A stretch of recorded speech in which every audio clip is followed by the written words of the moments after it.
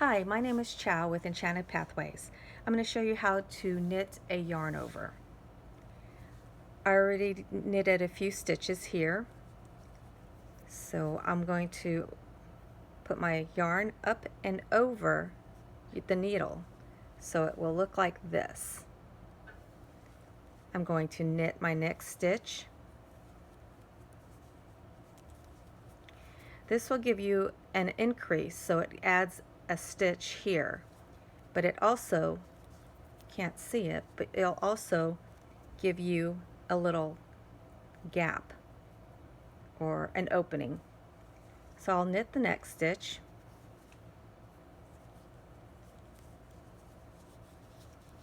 and I'll put my yarn up and over the right needle. Again, it will look like this, and then you'll knit your stitch, your next stitch. I don't know if you can see that, but you will see here and here the little gaps. And these two here will give you the increase in your rows. So I'll knit one more.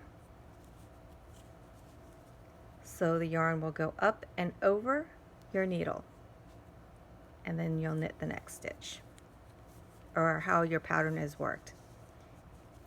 Okay, so I hope this helped.